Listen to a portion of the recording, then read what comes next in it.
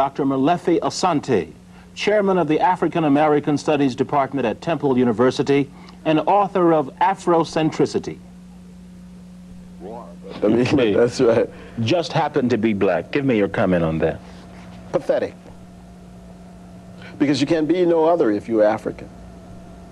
You can't, there is no just happen to be. Why do you think that is said? Well, you know, what happens is that you get these writers, particularly an artist, who once, and I've seen this a number of times, are musicians, and someone says, well, you know, you are really an outstanding African-American musician. And the person says, well, I just happen to be black, I'm a musician. Well, but you were black before you were a musician. You were an African-American before you were a writer, or before you were an artist. Your fundamental reality is the African reality. And all the other things that come after birth, of course, are things that one acquires. I mean, but essentially, we are African people. And for an African person to say that is also an admission of an inferiority complex. Because it is rare that you would hear, for example, a Jewish writer say, I just happen to be Jewish. You don't do that. I mean, there's no reason for that. The only reason for that is because of a sense of inferiority, that you feel that you've got to make other people believe that I'm good, yes, I'm good. And I'm universal. And I'm universal. But of course, there are no humans apart from their culture. All human beings exist with culture. And sometimes African Americans believe you can't be black and human. You are at Temple University. How would you describe the attitude that African American students have regarding African history? Well, it's probably not much different from the attitudes at other campuses, but maybe a little bit more positive. And I'm not even just talking about Temple so much, but just generally speaking. Well, generally speaking, I think that the attitude that African Americans have toward African history students now, I think that the attitude is much better than I've seen it in a long time. And the reason for that has been that there have been a number of informal workshops, symposia, seminars, lectures. There are tapes that are disseminated around the country. So we're getting a student population that has been exposed to many more things in terms of our history than before. And so I think that there's a growing consciousness and awareness. The African American students going to a predominantly African American college with a teacher that does not try to help him get centered on African history, African culture, is doing what to him? It's betraying him. It's a shame. It's a disgrace. In fact, this is one of the other points that I have made recently. It is a shame and a disgrace that African American colleges have been so slow to adopt Afrocentric positions. The student demonstration at Howard University simply indicated one thing. When those students began to demonstrate and say, we want an Afrocentric curriculum, I was so happy for them, because I said to myself, they ought to have had always an Afrocentric curriculum. But the university has never adopted a position that sees African knowledge as central.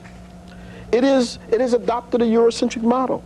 And a Eurocentric model means that African knowledge becomes peripheral knowledge, when in fact it should be centered. The literature department ought to be centered on African writers, on African American writers. European writers should be on the periphery of such a department. If you're going to make African-centered education responsive to the demands of the 21st century, we've got to do that. The history department should have history courses that are centered first on ancient African history, modern African history, intermediate African history, African American history, Africans in the diaspora in the Caribbean and the South America. I mean, that should be the center of a history department in a predominantly black institution. I mean, these things really agitate me because when you go to a black college and they say to you, we teach Russian here, we teach Spanish here, we teach French here, and you say to them, do you teach Yoruba? Do you teach Swahili? And they say, oh no, we won't have any students who would be interested in those courses. Then you have to think that there is something fundamentally, profoundly wrong with predominantly black institutions. Which were established to... Well, you want to lead me into something? No, here, I'm right? just asking. I'm not finished. I'm just asking questions. Which was, These institutions were established primarily to... They were established for different reasons, of course. I mean, some were established mainly as training grounds for the children of the masters that they had with slave women. Enslaved African women, and those children went to certain schools. Some were established to train Native Americans and African Americans in how to fit into the economy of the U.S. Others were started as religious schools, et cetera, et cetera. But fundamentally, what has happened in two instances, and I mentioned that instance particularly of what has happened in terms of the curricula of these colleges and universities, is that they have not turned, there's not one that's Afrocentric. In other words, I wrote an article last year, or 2 years ago, on the Afrocentric University, which is widely disseminated in Africa, because I contended that there's not one Afrocentric university in the United States or on the continent of Africa. Does not exist. Now, that's one of the problems. The second problem is that when these institutions were established, they were established essentially without with the philanthropists not allowing them to establish publishing houses or presses, which meant that the books that they used were not written by their professors, or if they were written, they were not published by those universities. Most major universities in America have presses. I think only one or maybe two of our universities or colleges have presses. But this is incredible, because what it means is that we have not created, with 120 colleges, we have not created a broad reading public in terms of with 35 million people, and if we had 1 million of our people reading regularly and passing books and trading books and giving books as gifts that are published by our presses, by the university presses or college presses, we would have an enormous degree of consciousness. But these universities and colleges were prevented from establishing these presses many times by philanthropists, but also by their own inability to see the vision. Now let us clarify. What is Afrocentricity, and what are some steps that must be taken to get us thinking and behaving Afrocentrically? Well, Afrocentricity, again, is simply when the African person begins to see the world through a frame of reference that is centered on that person's historical experiences. And if you see the world that way, if someone, for example, says to you, who is the most outstanding person in American history? It would seem to me that an Afrocentric person would probably want to say somebody like Harriet Tubman. I mean, that's just coming out of your historical experiences. You couldn't say, you see, on the other hand, you couldn't say out of that experience that Thomas Jefferson was the greatest person in American history if you're Afrocentric. Or, for example, if someone says, well, I mean, what about white people? Then you say, well, maybe John Brown. Because what you're doing, you are interpreting now reality from your own center. That's important. Africans have rarely done that in this country, and they have not done it simply because of the tremendous impact of the media on our consciousness. Now, what are some steps? I think there's some very practical steps. The first thing I would do, if I were a person who wanted to be on this road, would simply be to take the space that I'm in. If you're living in a home or in an apartment, or you have a church or a mosque or what have you, began to Afrocentricize it in terms of motifs. Simply say, go out, you know, and say, I'm going to now buy some kente cloth or some African fabrics. I'm going to Afrocentricize it. If you are a book collector, say, I'm going to now start collecting also African-American books and African books. In your home, demonstrate an Afrocentric consciousness by purchasing the artworks of African artists. Many African-American artists, some of the greatest artists in the world, live among us. And yet African-Americans go and purchase $9.99 reproductions of European artists for their homes. You can't, see, you have to begin to take a sense of consciousness. We wouldn't normally, this is why we said earlier, we wouldn't normally have to deal with this question if we had not had the bombardment of 500 years of cultural dislocation. But white Americans, the European world, has this discussion, but in what form? Well, I mean, the discussion of... Discussion in terms of how to keep themselves centered. Well, essentially what happens in the European world is that all of the dominant media, educational institutions, the churches, camps, seminars, military academies, all of these things are arrayed in order to keep the culture reinforced. And so one almost gets it by osmosis. I mean, simply, it's in the air. In other words, you don't have to ask yourself who Shakespeare is. I mean, you don't even have to know anything about Shakespeare to know Shakespeare or to have heard Shakespeare's name. But to hear Langston Hughes's name, you have to do extra work. And for an African American, that presents sometimes a problem. But I'm just saying that those are the differences, that in a sense, the society itself reinforces European culture. So there's no need necessarily to write Eurocentricity. No, because everything is Eurocentric. You see, the whole thing is that essentially, this is the question like that we often have sometimes with African American studies at universities. People say, why should there be African American studies if there is not white studies? Well, everything else is white studies. Whether it's political science, called sociology, or called economics, it all is white studies. And what you are affirming are white intellectuals in those departments. And so the need is different because, in a sense, the whole dominant culture, the whole majority society is essentially one of reaffirming the myths out of that culture. So one knows the golden fleece and the holy grail. All of this is right in the movies. I mean, it comes right out of the culture. But yet, African images, the images of Shaka and Pianki and Taharka and Shabaka and Shabataka, Zulu and Zenzakona, Luzimani, Mzilikazi, Nzinga, you see, Yaha Asantewa. These are images that exist and occur in our historical experiences, but they are never brought to the fore. So consequently, our people don't know them, neither do the whites know them, but the whites don't care about knowing them, you see, because they are presenting their own worldview. And they are not, of course, stopping to say, oh, but there is another idea here, or there are other ideas. We must do that. Several quotes.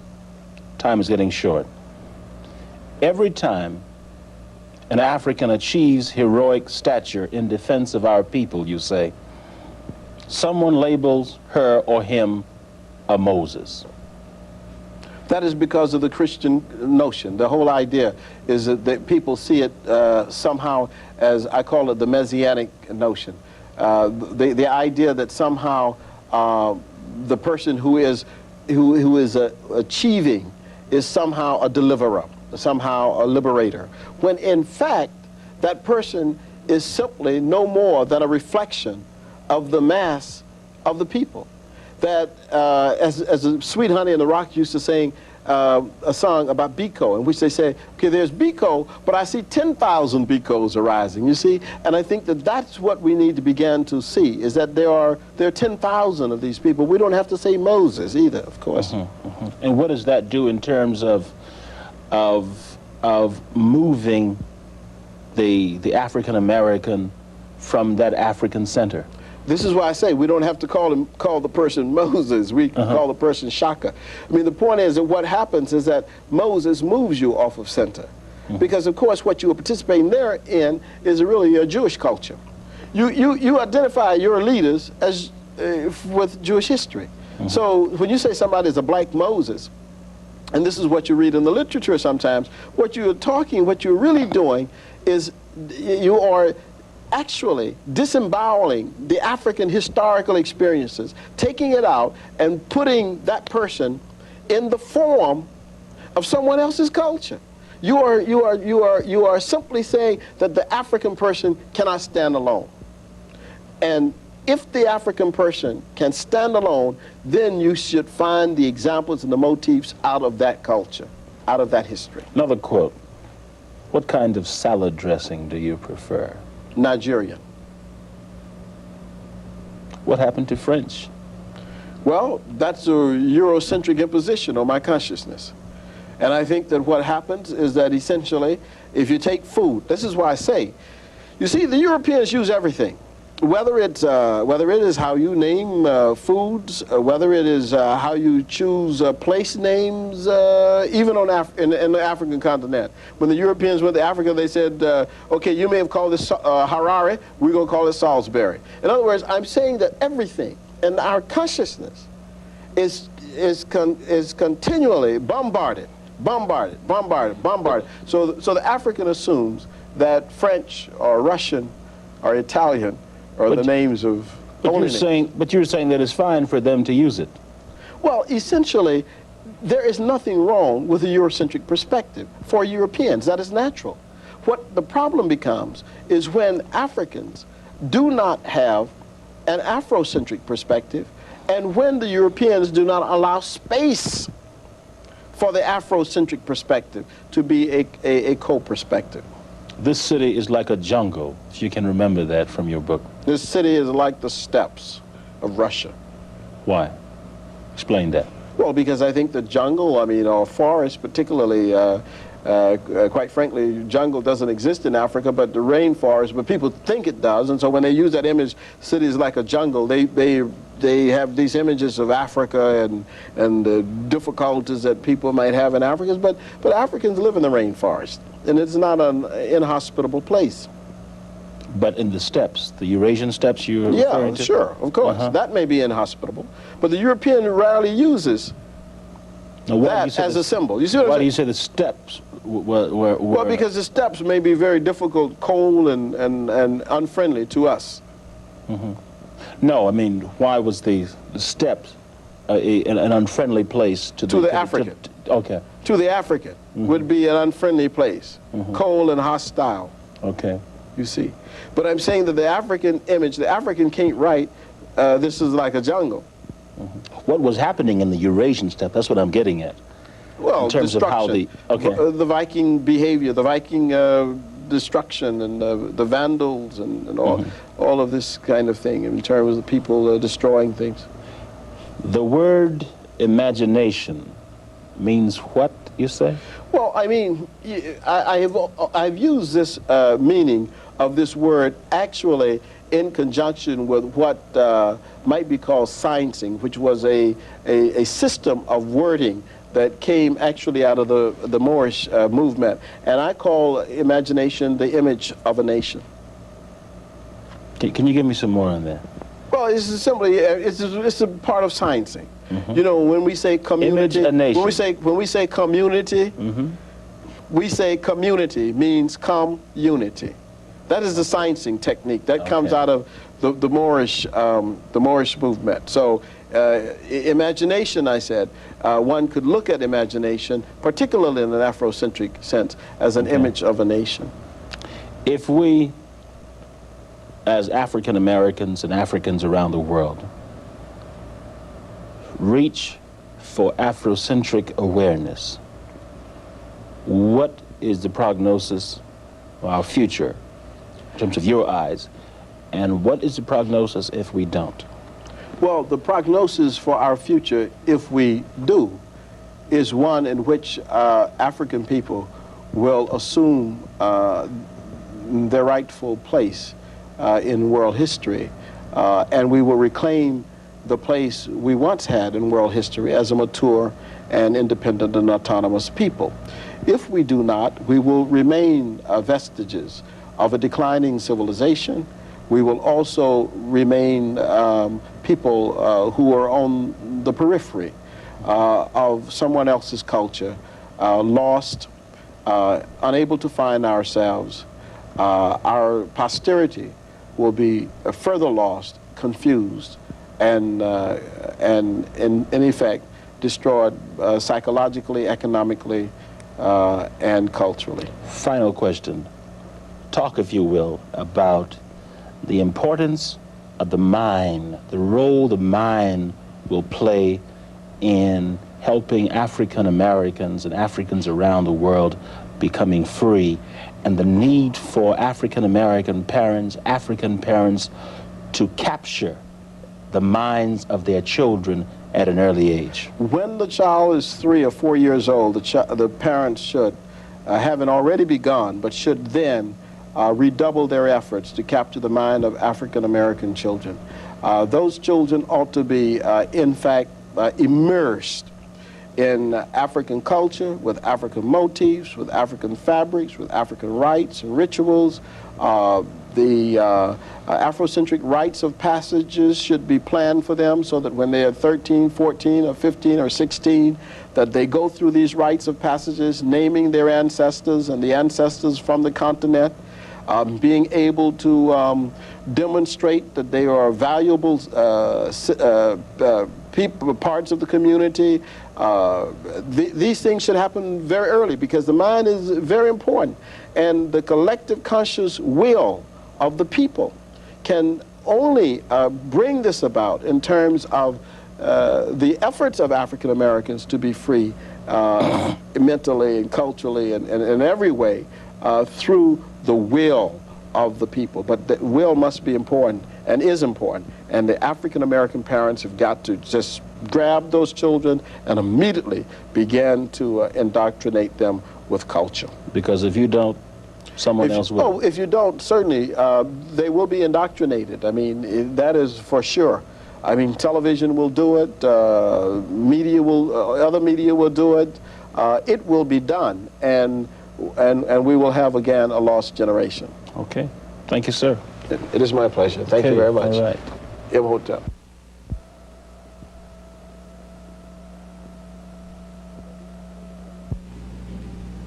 And so we can see from a long time ago, the Lord didn't bring us this far to leave us.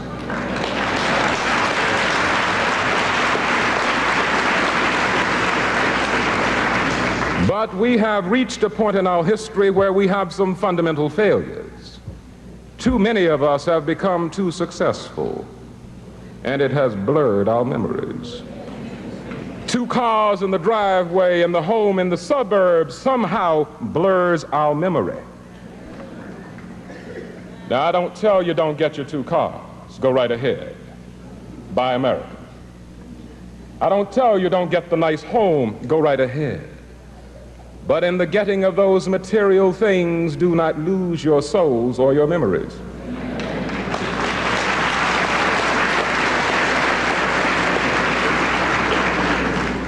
A friend of mine not long ago, talking with some students at Howard University, and they were interested in doing for their community, and she said, don't bother to think of doing for black people. That's not important. Go out and do the best that you can with your life. Make the best money you can. Achieve all of those things that you individually want to achieve, and other people will see you as a role model and follow. And I think it is a sad thing that that friend failed to understand that the strength of the black community is the extended family. It is not the individual always sent forth. It is the individual connected to the group and understanding that as a family we are strong, and as individuals we will wither and die on a poorly fed vine. That has to be understood. And then after we understand that, we must understand we must not be provincial. Now here comes the trick. Lots of people talk to me thinking that when Max talks about the black community, when he talks about the family, and when he talks about the history, that I would suggest we stay in one corner of this world. Not so. I believe that we must go forth and do those things that all great people must do, and make our contribution to this entire world, not just black people. We must never think of ourselves as one little corner of the world.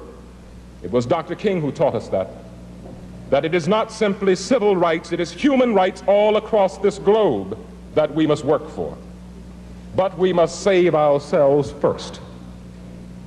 We must start by loving ourselves individually and collectively. Because only by ridding ourselves of a terrible self-hatred that has existed for many a year, and we still do hate ourselves, only by ridding ourselves of this cancer can we hope to love anyone. You see, a person who hates him or herself can love no one else. And so we must start to understand we are as good as anyone in this world and are better than no one. But no one is better than we.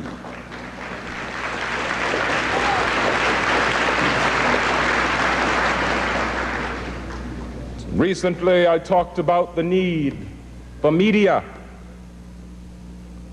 as flawed mirrors in this country to be corrected. Some of you may know about that. I was the center of a controversy.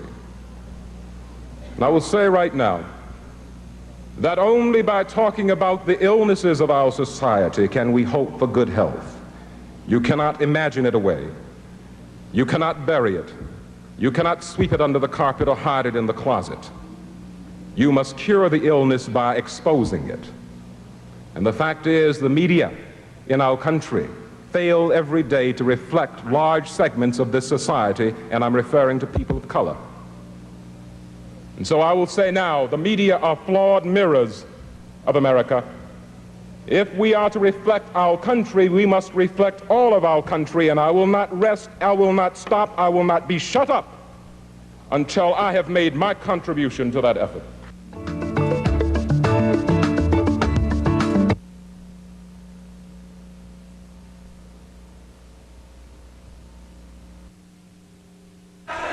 In 1991, a popular priest, Jean-Bertrand Aristide, became the first democratically elected president of Haiti, inspiring hope for an end to the nation's suffering. If we look at Haitian people, we can say it's a holy people. The way they die for democracy. The Story of Haiti, Dreams of Democracy, Thursday at 10 on WHMM. My best friend at school.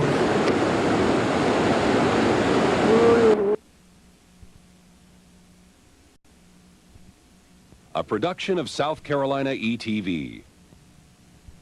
Good evening and welcome to For the People and the second part of our conversation with Dr. Ramona Edelin, President of the National Urban Coalition.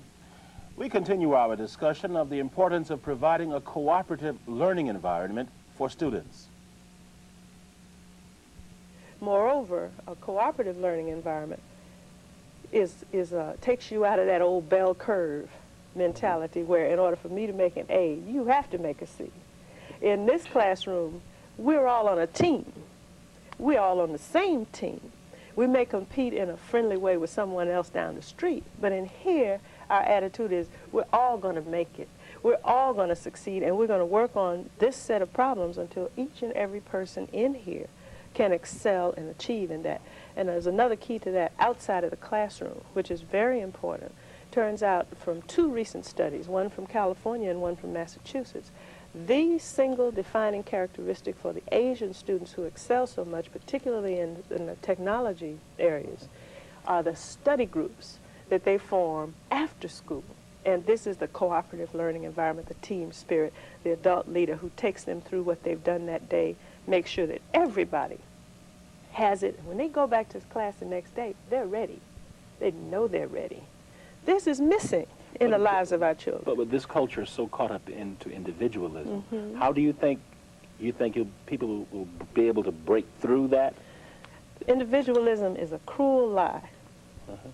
I will be as blunt as I can be about this. And I think Du Bois said it very well when he said, the history of the world is a history of races, groups, not individuals, and not nations.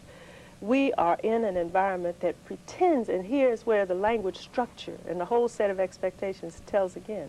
It pretends to be about rugged individualism, but in fact, groups emerge or do not emerge. There is one reason why the whole African group en masse cannot rise up right now, and that is, as a group, we are discriminated against, which is not to say we don't have a few brilliant entrepreneurs and others who can rise to the surface.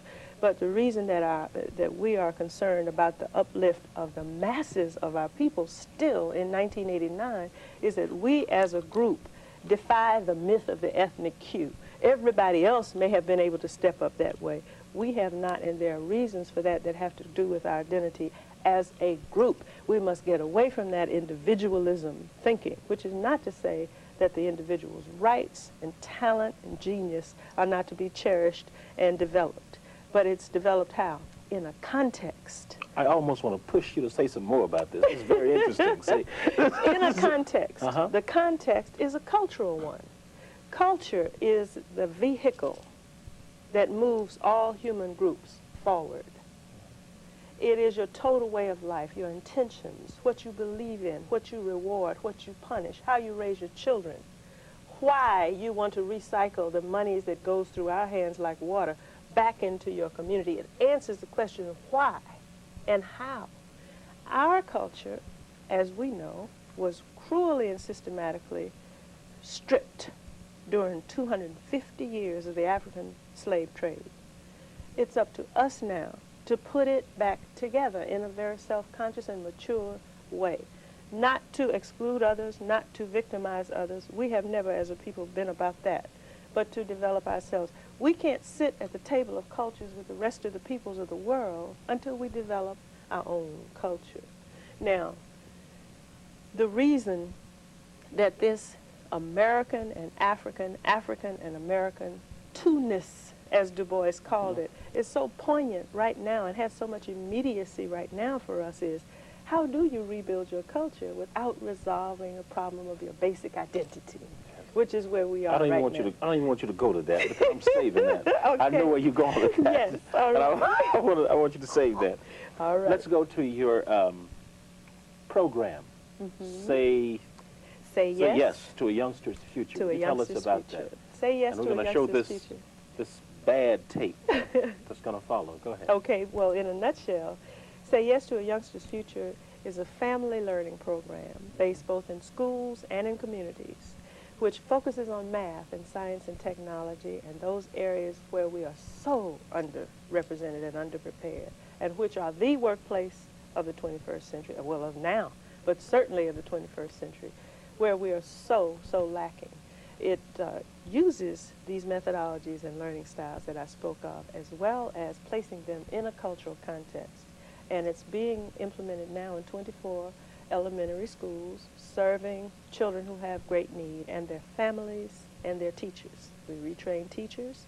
We help families and other good church folks and volunteers to develop these hands-on methods and the science and math content and this cooperative learning environment that I've been speaking about. And we see beautiful qualitative as well as quantitative results in the children, the teachers, and the parents. How do you get to the teachers, not teachers, parents, and the students? How do you get them involved? We get to the students by means of the schools, and we work through superintendents who select schools and principals who will be able to put a strong program together. Parents are involved. Strong program together where?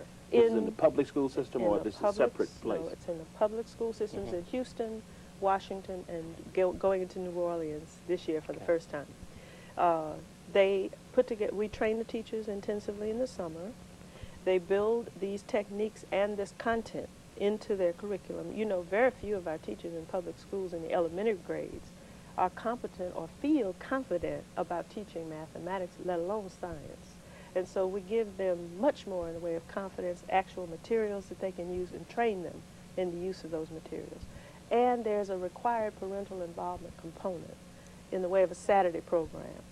And how you get parents out has been a very interesting process. You're talking about parents, very often single parents, who work at night. How do you get them up on a Saturday morning to come out with the children? And we've gone through many, many lessons in that. But we've got to the point now where as many as 200-300 families can be going on a field trip on a given Saturday, or to hear Colonel Guy Bluford, the astronaut, at the Air and Space Museum with the children, or to the Children's Museum in their city, the zoo, or coming in to hear role models and scientists and people who have motivational as well as content to bring to the children in these Saturday programs. But the key turned out to be personal contact, one-on-one from other parents who just were willing to go and knock on doors and say, this is free, this is the future for our children, plus it's a whole lot of fun. We went last week and last month, and you really ought to come out. Now, can people around the country get tied into this program? I would very much like to be, you know, listervelt, I can't name them for you on the program, but there are 25 districts, public school districts, where the vast majority of our children are educated, just 25.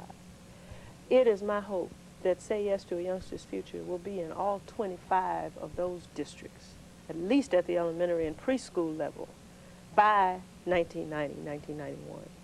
This would make an enormous difference in the preparedness of the children, the teachers, and the families. It's a simple formula, but it works because it has that cultural integrity that we're talking about, as well as being technically sound and based in the best of the research. The teachers are crazy about it. They say it feels like Christmas when they get their new material. You know, a lot of our teachers are paying for their pens and paper out of their own pocketbooks, let alone getting new innovative math and science, hands-on discovery materials to use with the children. So it's a boon. It's a boon to public education. I'm not going to ask you for an address now because we'll provide one at the end of this series, but you have a videotape that we want to look at. Would you mind setting it up for us? Okay. Please? We did with the National Black Leadership Roundtable, which is a group of 300 and more organizations associated with the Congressional Black Caucus. They have set up a science technology group within them that we have been asked to run. And together with that group, which is called SMART, we've produced a 15-minute video geared to African American adults to explain to them the importance of math and science, the crucial nature of our getting our children better prepared in math and science, and the fact that you are continuing a great African tradition when you continue in mathematics and science. We're not aliens in somebody else's land when we do math and science. We gave the world mathematics and science, and Colonel Frederick Drew Gregory, who just returned from the latest shuttle safely, thank God, narrates this particular video for us. This is November 28th, 1989. That's about this weekend. Okay. All right. And he just got back, what, yesterday? Yesterday, I think, last night. Right. Okay. And so we'll take a look at the tape.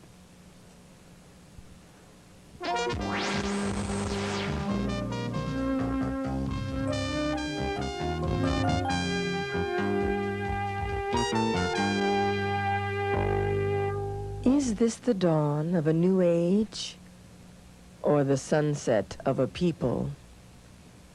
Will we be remembered as the generation that took up the challenge or the generation that surrendered the future for fear of science and mathematics?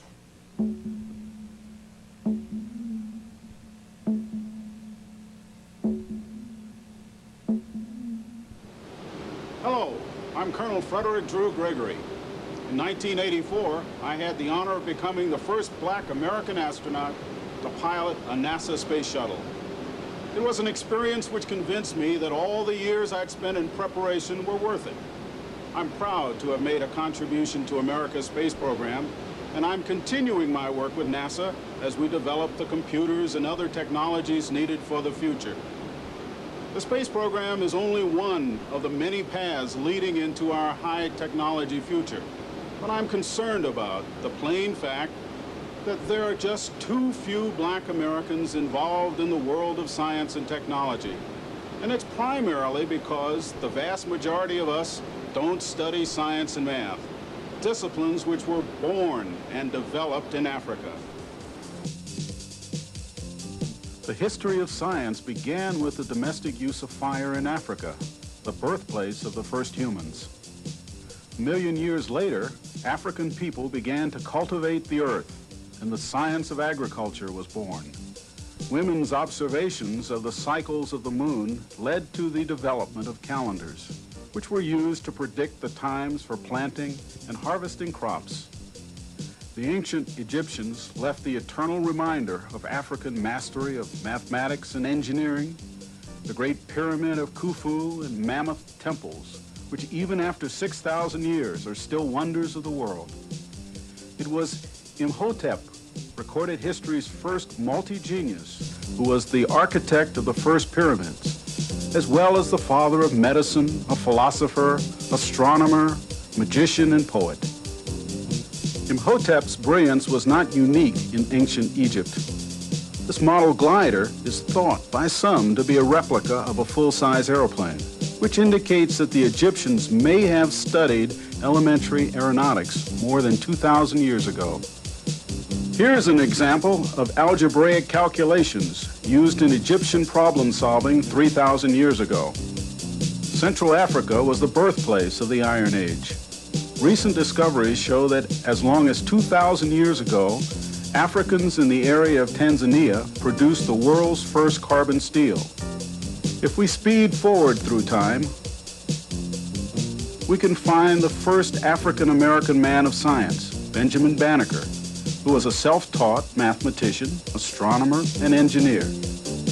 Even during the days of slavery, African Americans were inventing machines which proved useful to the nation, such as Norbert Rilliot's sugar refining device and Henry Blair's seed planter. Blair was the first African American to be granted a U.S. patent. He was lucky. A man who was a slave on Jefferson Davis's plantation invented a propeller for ocean vessels, but he couldn't secure a patent because he was a slave. With emancipation, there was an explosion of patents granted to such black American inventors as Elijah McCoy, Granville Woods, Jan Metzelliger, Lewis Latimer, Sarah Boone, Garrett Morgan, and Madam C.J. Walker, to name just a few. George Washington Carver revolutionized the economy of the South and the world through his research and uses of agricultural products to develop the synthetic industry. Great benefits have also derived from the work of research scientists such as Ernest Everett Just, Charles Turner, Percy Julian, Charles Drew, Lloyd Hall, George Carruthers, Jane Wright, and Christine Darden. We've just seen a few of the brightest stars in the galaxy of Africans and African Americans involved in science and technology. The door to high-tech careers is ajar today because of the hard work of our forebears, who were willing to take risks and overcome the odds. But at a time when research in robotics, biotechnology, artificial intelligence, and genetic engineering are leading mankind into a new wave of civilization, the masses of African Americans are pitifully unprepared to fully participate in the future. Today, for the first time in human history, everyone must know some math and science in order to be productive. It is not enough for a few bright stars to shine. People will find that jobs will not be available as secretaries, as automobile mechanics, even in fast food restaurants, without requiring some interaction with high technologies. Children who today are in the second grade will be society's throwaways in 15 years if they don't master the disciplines required in the information age. Those of us who were trained in reading, writing, and arithmetic should realize that in addition to the 3 R's, today our children must consider science, mathematics, and computer technology as basic necessities, beginning in preschool and continuing throughout their lives. We're back. I love that tape. Thank But it's only about 6 minutes we showed. Right. Yeah, it's about, what, 15 minutes or Yes, so? but about half of it was shown. Okay, and it... The rest deals with what courses you need to take. This is crucial. 80% of our children are automatically disqualified from high technology jobs if and when they finish high school. For one reason, they have not taken the courses that you have to take to prepare for math and science. Math and science are building blocks. You cannot wake up one morning in your 11th or 12th grade year and decide you want to be an engineer or a physicist. If you haven't had algebra and geometry and calculus and physics, you cannot do it. And so one of the purposes of this piece is to tell our adults, look, be on the case where the children are concerned. If the counselors are discouraging them, if their teachers are discouraging them from taking these courses, you step in and you make sure that they at least have the option. Everybody's not going to be a scientist or a mathematician, but make sure they at least have the option because they took the courses at the proper time and in the proper sequence to enable them to do that. And that's pretty much what the rest of the film does. And this tape is available? Yes, it's available. We'll provide the address later on. All right. Okay. Good. Are there some things, and you've touched on this already, are there some things that you've learned about how to teach African-American children, and maybe all children, but anyway, math and science skills? It is. And the very interesting thing is that statistics and demographics make no impression on the children or the parents. You can talk about the fact that 50% of the workforce is not going to be qualified and we're not going to be competitive and the Japanese and the rest of the world is going to outdo us all you want. That does not really make an impression on our families. What motivates our families deeply and has, I think, everything to do with the response we're getting in Say Yes to a Youngster's Future is this cultural dimension which this film and our whole approach demonstrate to you. You said cultural dimension. What do you mean? The fact that as African people, we are not aliens. Listervelt, if you ask Americans, people who live in the United States, what is a scientist? Describe a scientist to me. Everybody will say it's a white male over 50 with a certain kind of spectacles and maybe even a certain kind of patch on their suit jacket. Our children don't even think and therefore can't even dream of themselves in that role, and neither can their families.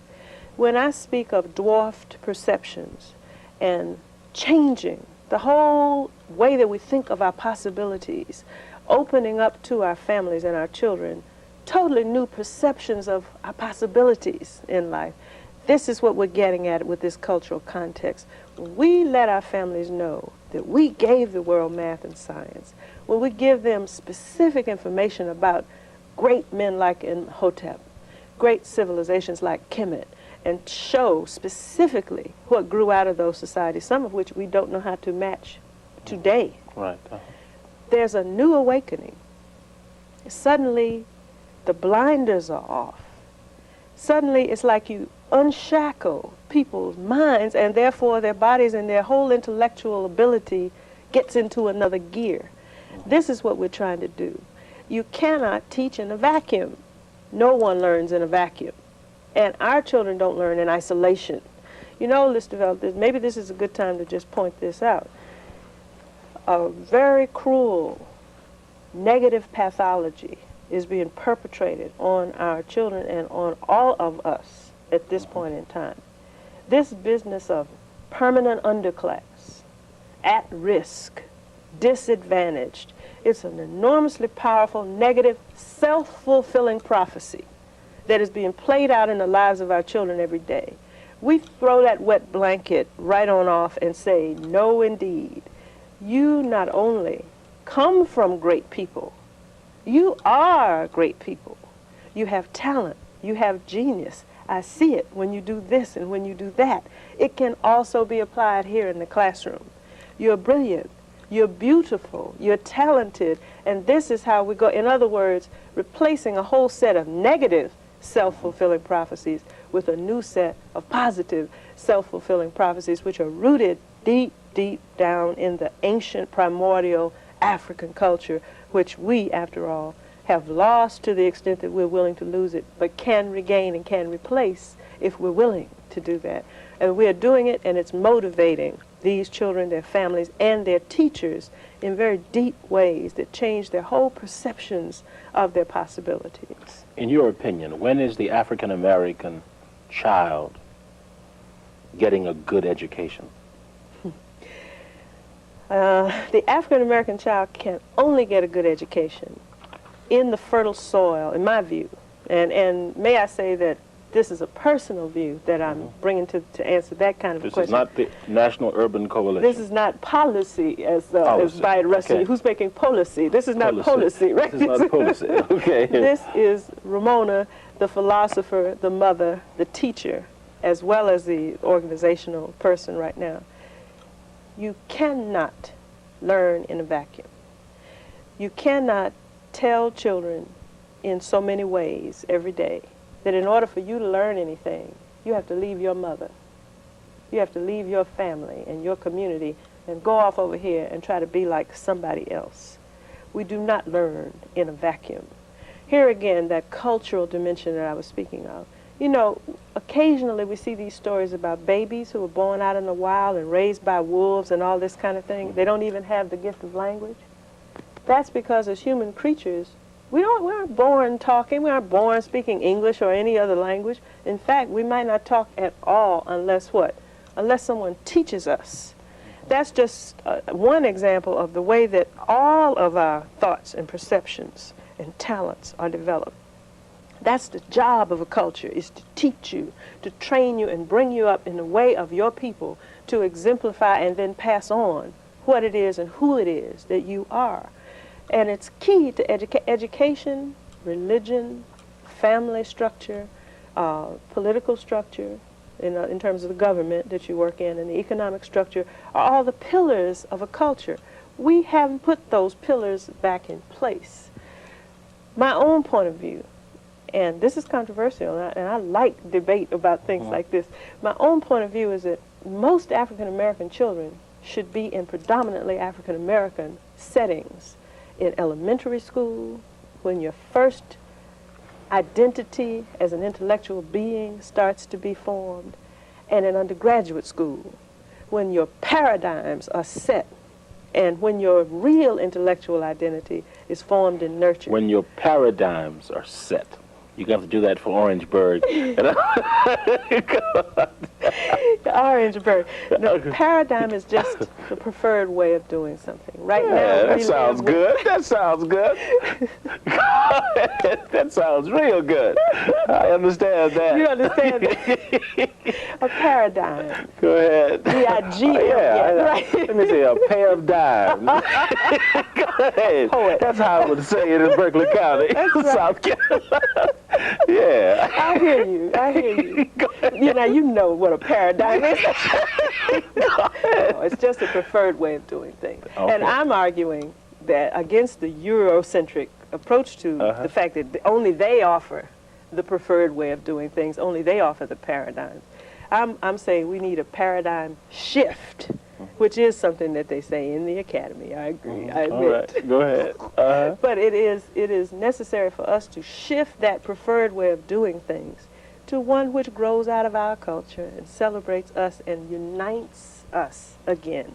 Right now, we have to face this system almost one by one. Even babies, kindergarten children, are put in a situation now of having to take on the whole of Western cultural dominance one by one. Yeah. But do you think white America sees the challenge that it presents to that young child, that young African American child? On the whole, I would say definitely not. On the whole, which is not to say that nobody sees it and nobody intends it. I don't know whether they do or not. I would not want to, present a conspiracy theory or something like that at this point. But I don't think the average American of European descent sees that particularly. But they can be made to see it. And I think the media, programs like yours, and other ways of during the civil rights movement, When they saw those fire hoses and those dogs and the hatred in Bull Connor's eyes and face and what they were willing to do to people, that mirror was inescapable for them. I don't think very many people want to look in the mirror, seriously. I certainly don't think most Europeans and European Americans want to look in the mirror, seriously. But the media is a mirror. You have to look into it. And the more that the truth is portrayed and the more that the effects and the results are shown and taken back to their causes, I think the better off we're to be. Now, you said earlier that a while ago that your personal feeling is that young African-American children need to be in predominantly African-American environment. What, school, talking about school, and you said that this was maybe a controversial. Well, as soon as you say something like that, the first thing you hear is, well, isn't that separatist? Isn't that reverse racism? And so forth. And my response to that is unequivocal.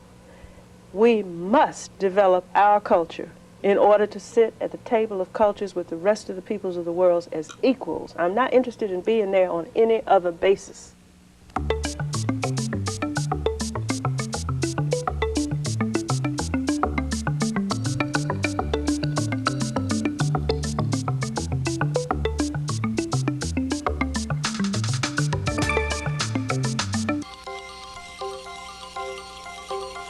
WHMM-TV salutes mothers of faith.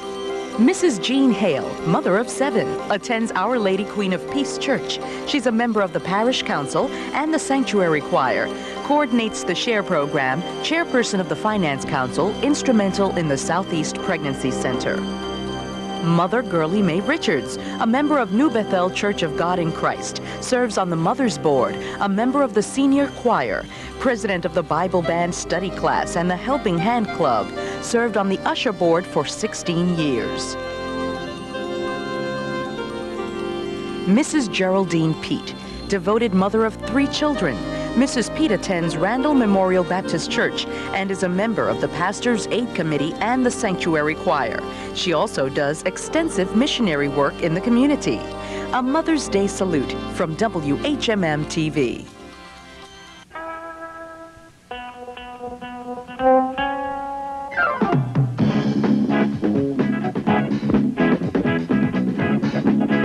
Hello, I'm Judith Jamison. The most precious thing we can do for our children today is to educate them.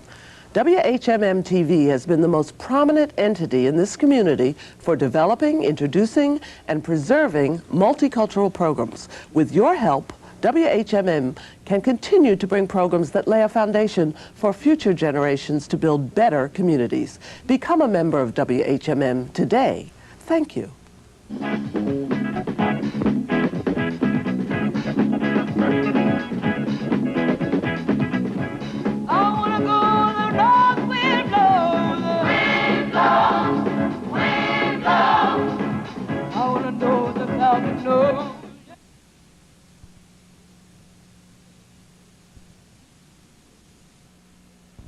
This is membership-supported public television from Howard University, WHMM-TV.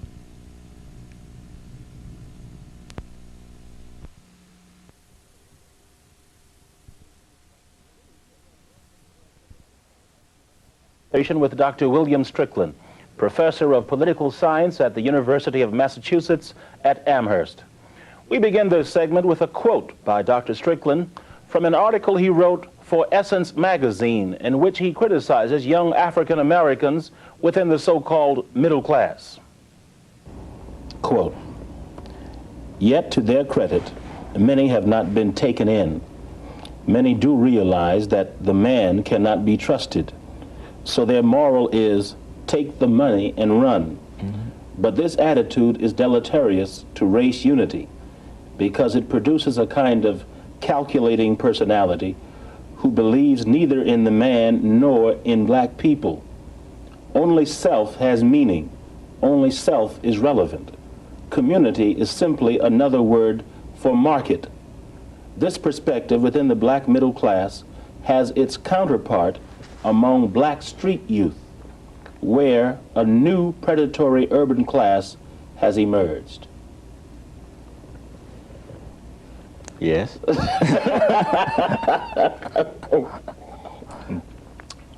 Like, that's like saying, asking you to expound on that which has been expounded. But if you would.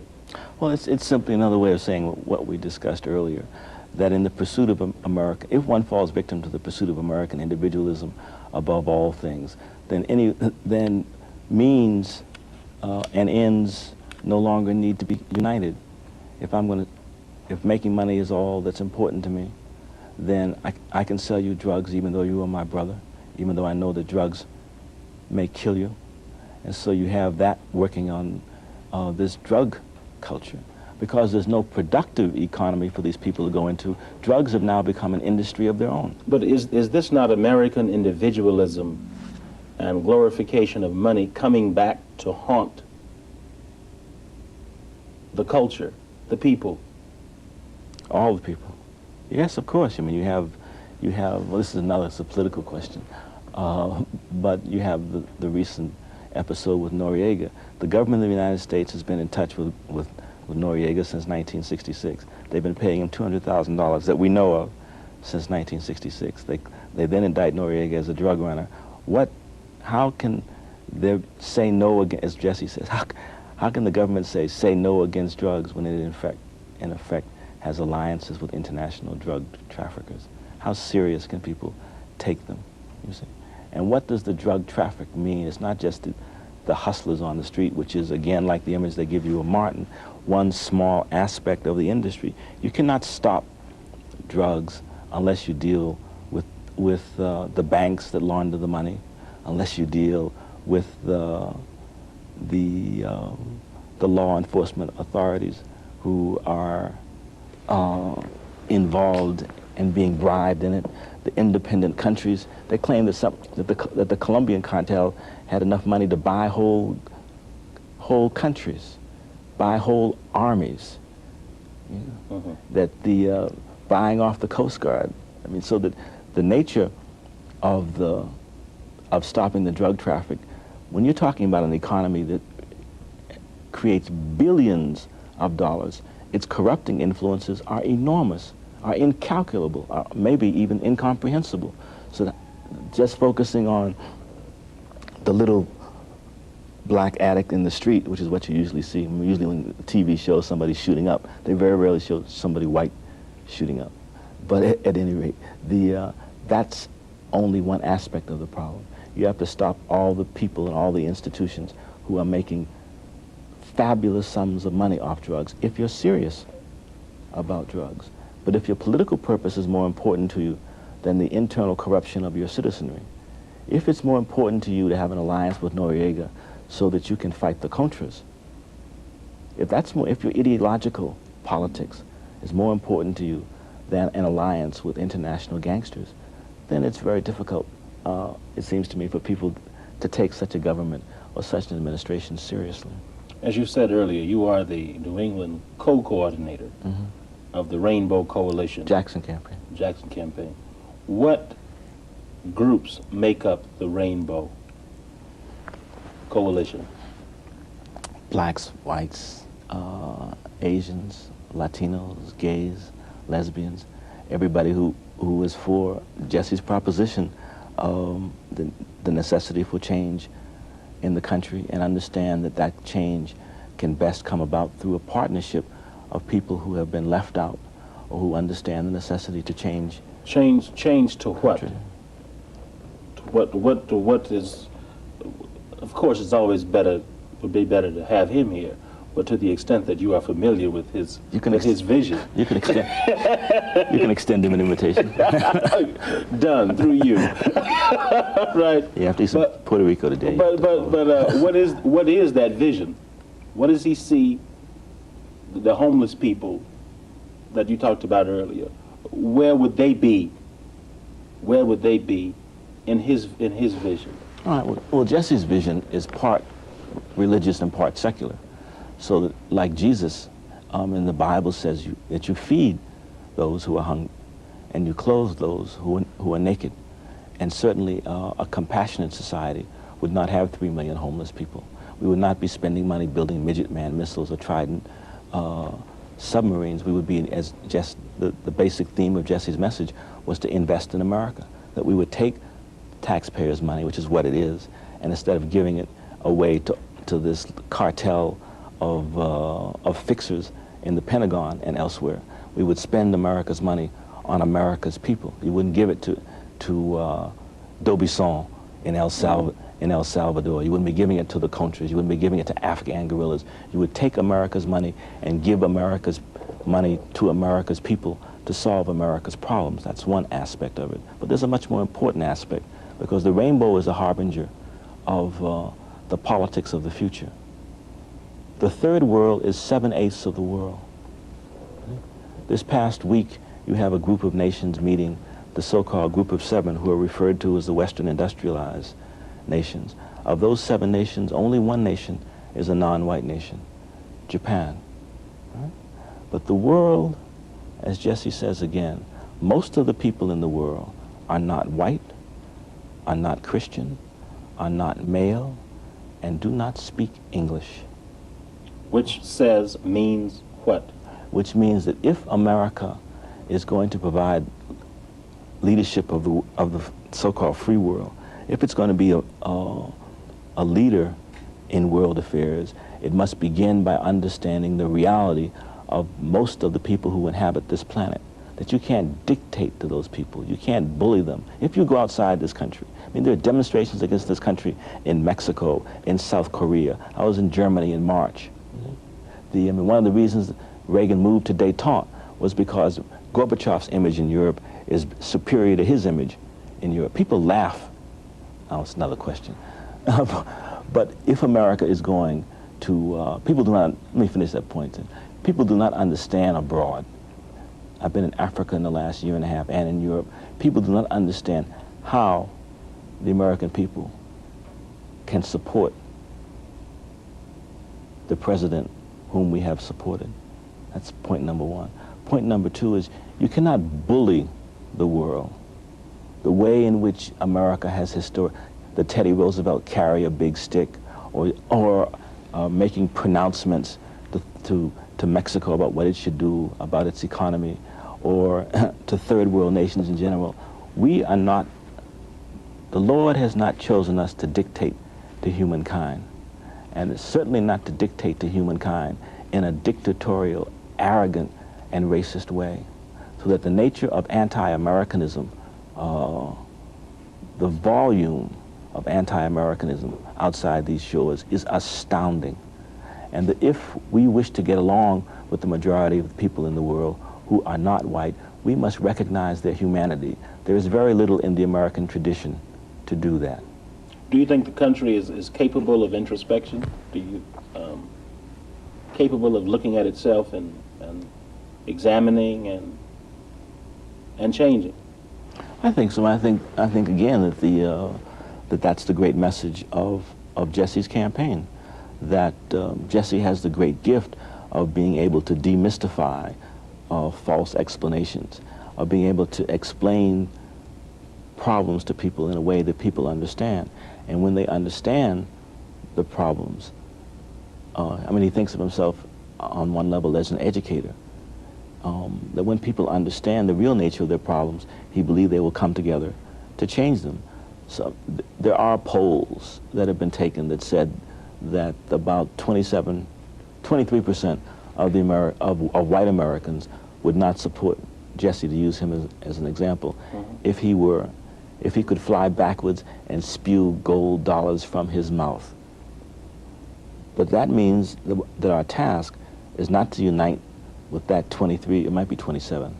Our task is to unite with the 73, with the majority of people who, as we saw in Michigan, Jesse got 55% of the vote in Michigan. As I mentioned earlier, he took the whitest state, he carried the whitest state in this country.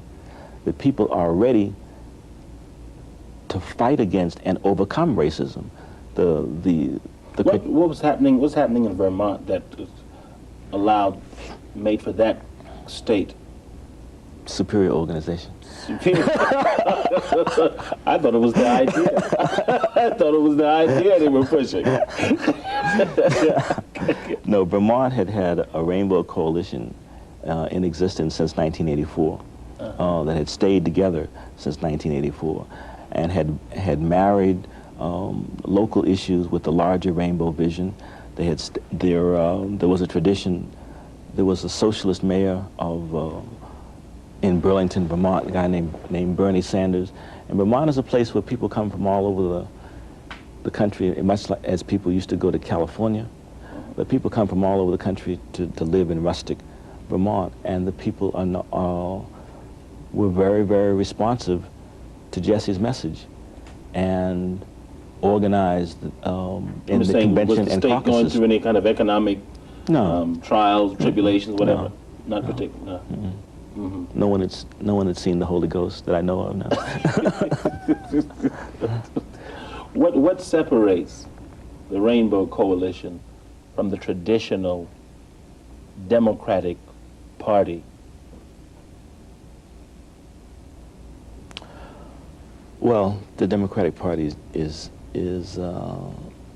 many parties. It has in it many elements.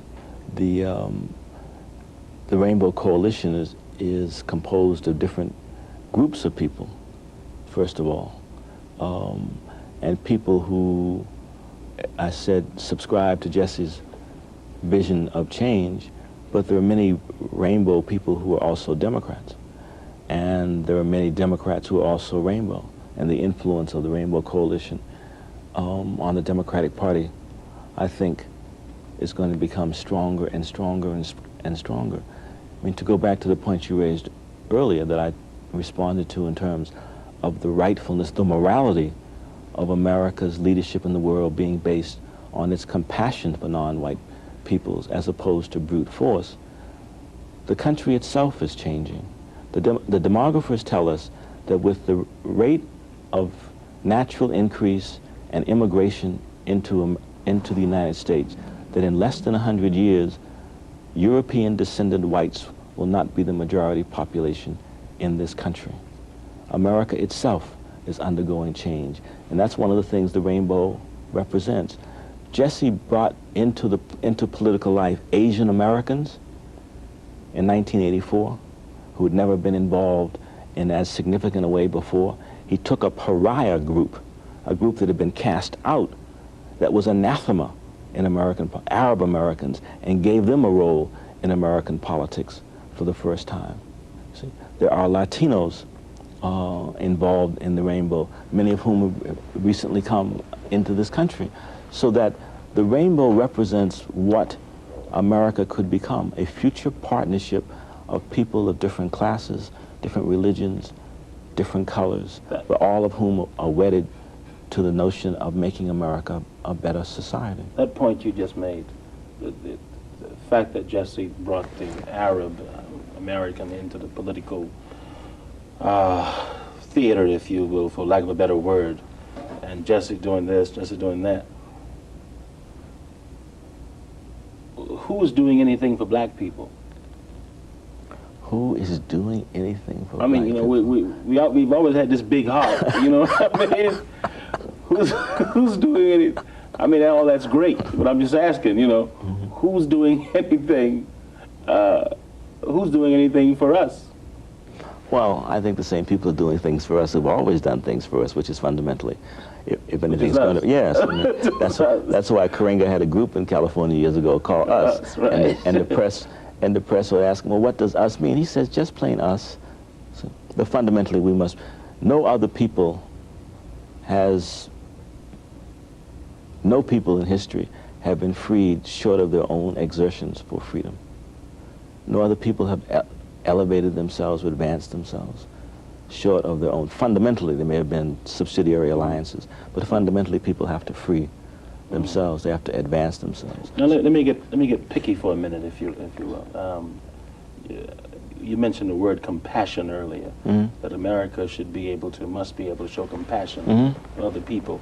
Is compassion what people really want? Which people? People around the world. The people of color that you talked about, the third world. I think they want help. Or do they want respect and I think those are not mutually exclusive. In fact, well, I said it was picky, but go ahead. They go together. Go ahead. I think it's hard. There's a difference between compassion and paternalism. Okay, go ahead. All right? All right. There's a difference between compassion and paternalism, where you think we have everything, we are everything, and here are the poor benighted natives, the Gunga Din complex. I'm not talking about that. I'm saying the very difficult thing that America has to undergo, in my judgment, if you ask me what the future task of America is, to try and understand the humanity of other peoples. You get some of that from people who've been in Vietnam and who've had have tried to bring back the children that they left in Vietnam. You have whites who are adopting, although there's some people have different positions on this question. Whites who are adopting non-white children, but compassion means that you are able to identify with the other. You cannot be compassionate and racist. A racist cannot identify with you. He cannot experience your humanity. He sees you as an object, as a commodity, as a null, as a cipher, as a non-entity. So that to have compassion means that by definition that the country has grown to respect the humanity of other peoples. If you respect other people's humanity, then you can, if they are in need, and you, as the Bible said, if you have more, then one can find a way to share, as opposed to using your resources for control, but to share in the mutual development of peoples throughout this globe. Okay. Now,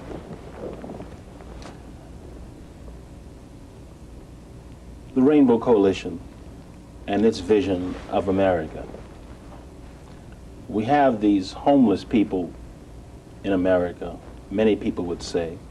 We have these unemployed people, many people would say, because of the nature of the economic system that America supports, capitalism.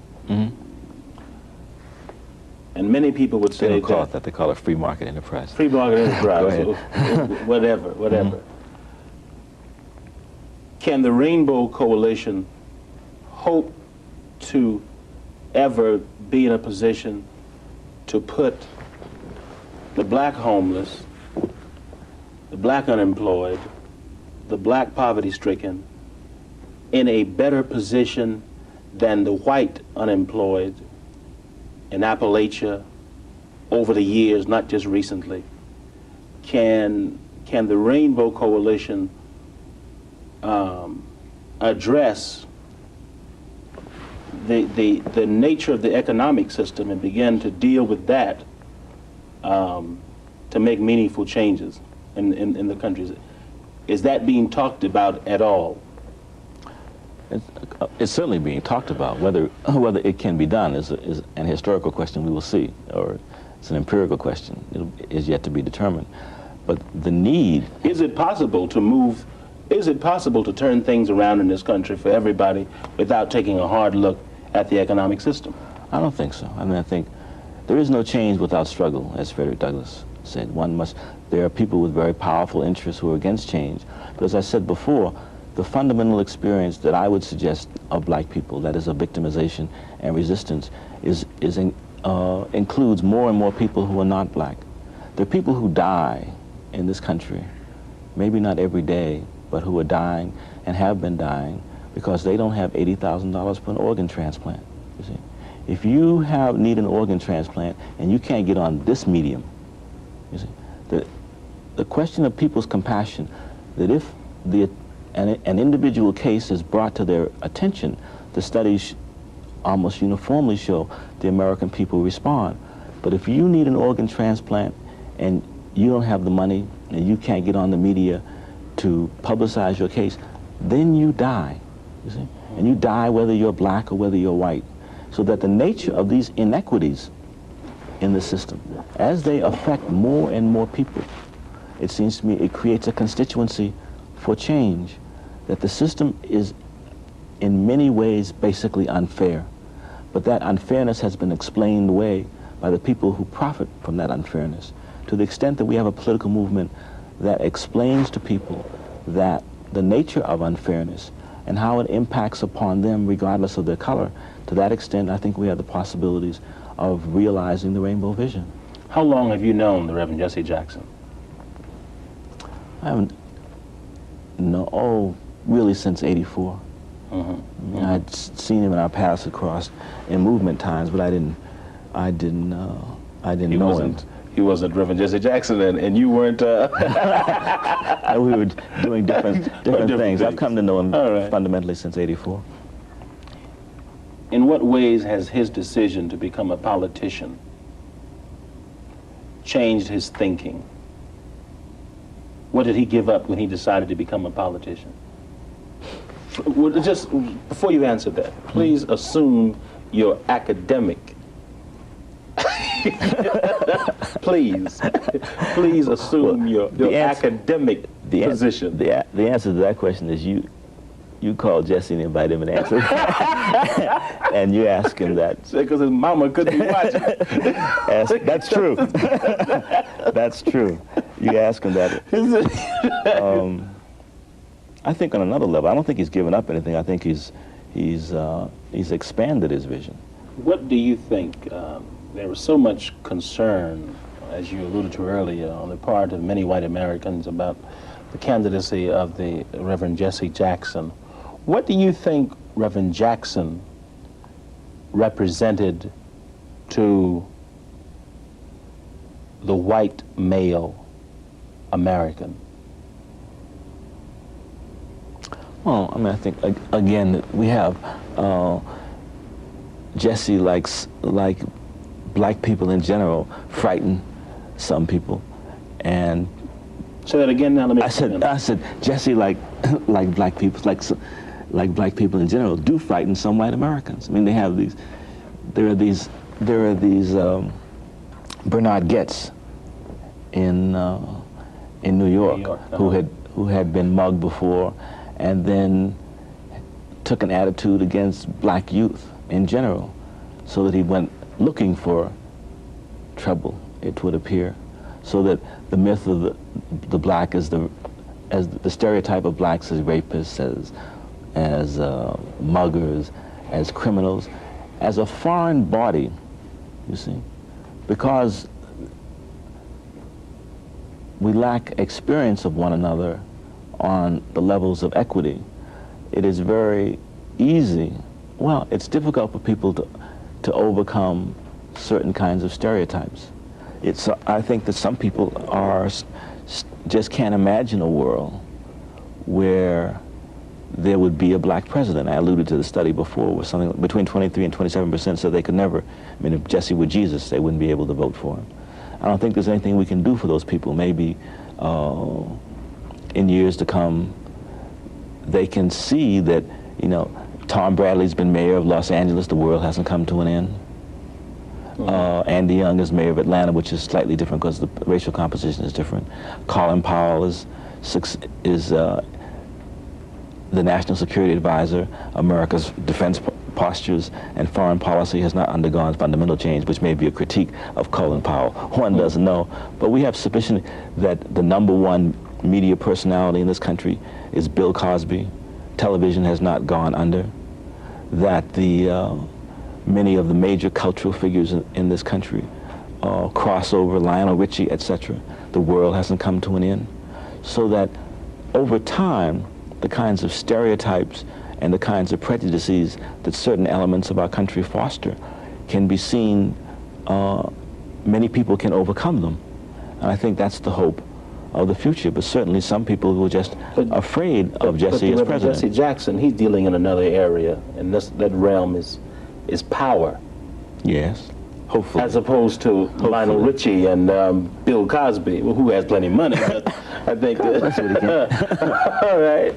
Cost supported the proposition. But doesn't that element, though, that power element, I think so. Sure. Search for power. Black people are not supposed to have power in the country, sure. They're not supposed to have power in South Africa, not supposed to have power here.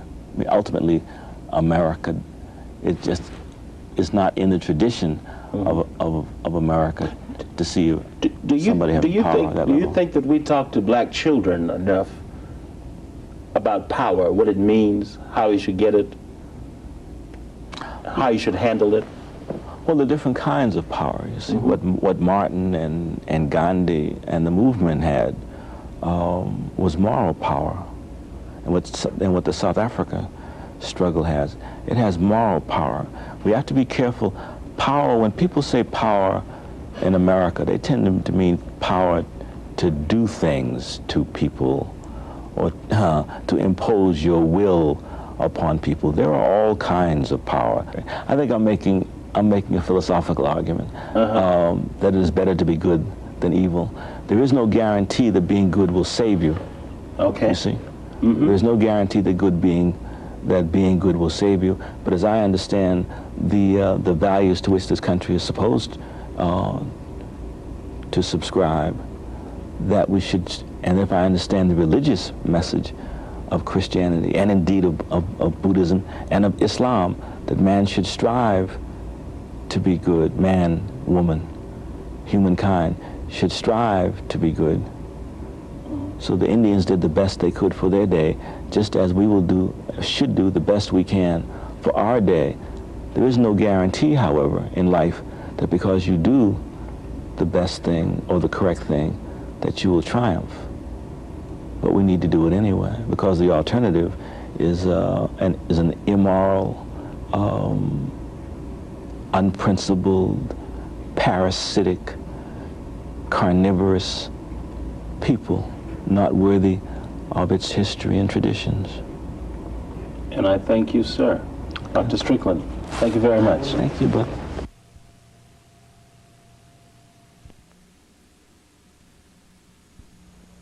A production of the South Carolina Educational Television Network.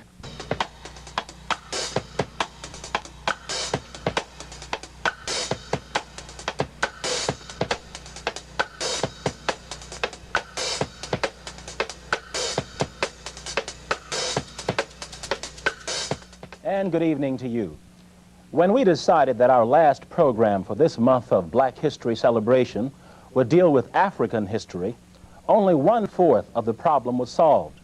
3/4 of the problem included questions such as what person could do more than scratch the surface of this crucial and central part of world history, and finally, what person could bring the kind of enthusiasm to this topic that would hold your interest.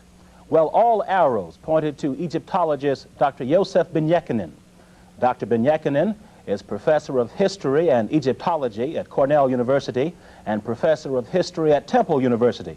Some of his books include Black Man of the Nile, Africa, Mother of Western Civilization, and The Need for a Holy Bible. Dr. Benyekinen, what do we know about Africa as the birthplace of civilization? I think most people know very little about it. However, if you look at Africa from numerous ways in terms of the birthplace of civilization, one has to go back into archaeology, into anthropology, and then next into theology. In the case of anthropology, we would have the oldest known fossil human, Zinjanthropus boise, which will take us to at least 1.7 million years ago. That would mean approximately 1.7 million years before Adam and Eve. If we look into archaeology, we can go back into looking at the buildings such as the Step Pyramid of Saqqara, the places where the silt pyramids were first built, the movement of the Nile Valley in terms of the cataracts, and lastly, if we look from a theosophical point of view, we will have to go back into the teachings of the Africans and African gods and goddesses that predated Jehovah, Jesus, and Allah, and that would put us at least to the worship of Ta, P-T-A-H, subsequently the worship of Amen-Ra, A-M-E-N-R-A, and goddess Hathor, H-A-T-H-O-R, whom the Hebrews copied and called the golden calf and the golden this and that, the other thing. Sometimes you hear people say that Africa is not only the birthplace of civilization, but the birthplace of man. Would you address this, please? Certainly. The oldest known fossil man found in Europe is called Neanderthal man, and it's only dated approximately 200,000 to 400,000 years of age. The next would be, they call it Pekin man or Java man. That would be dated somewhere between 300,000 and 500,000 years old. However, the oldest known fossil man will go back to some names they have not even been able to give yet, but Ethiopian man fossil will carry us back to approximately 3.5 million years. There is a Tanganyika fossil over 2 million years, and of course Zinjanthropus boise, which is at least 1.7 million years old, meaning then that the oldest known human fossil have been unearthed, dug up, in a place called Tanganyika, in an area called Ngorongoro Crater and Olduvai Gorge. Now, that is it. The oldest known human has been dug up in Africa. I guess what I'm trying to get to is, you know, if all mankind was born in Africa, how do we account for the distribution throughout the world? Well, number one, there is a common land bridge between Africa, Asia, and Europe. Before the Suez Canal was dug by human beings in the 19th century, there was a land bridge there at the Sinai so that man could travel back and forth. However, the problem comes as to South America, and if you were to look at the landfall there, you'll notice that if you push Brazil, you can push it right into Ghana and the Bight of Benin there. Now, that's a theory, of course. However, we do know that man adapts to natural forces. The reason the black people have woolly hair and wide nose is very obvious. You need that in hot climates. You need a lot of area to take in air where it's very hot. The woolly hair stops the sun from burning down on you. Of course, the melanin, the deepness of the melanin also stops that preponderant amount of sun rays. As you go farther north and you get colder, you need less air, thus a smaller area for the oxygen to pass through back and forth.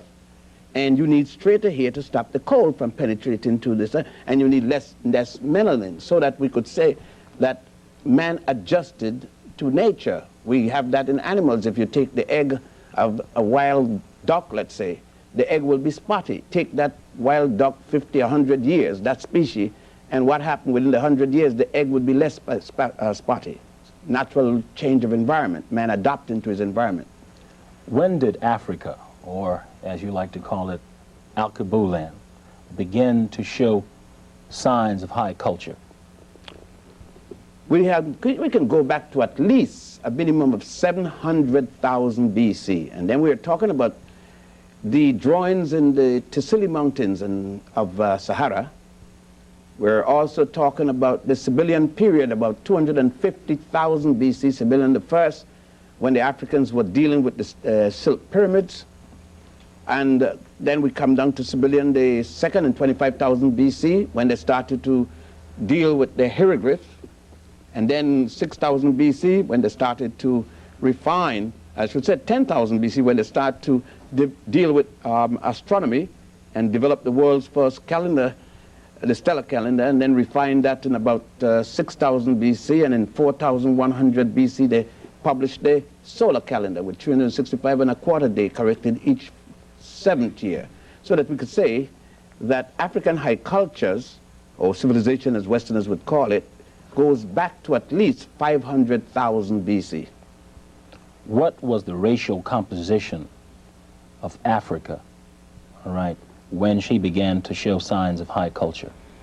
No doubt it looked like the black community in Columbia, South Carolina, or the black community in Harlem. In other words, it was black. Africa is the place where black people belong, came out of, and so forth. Of course, now a lot of people are going to claim it since the oldest human being was found there, the oldest civilization, and now people are realizing what they had given away and called the darkest continent. So now everybody wants to reclaim it.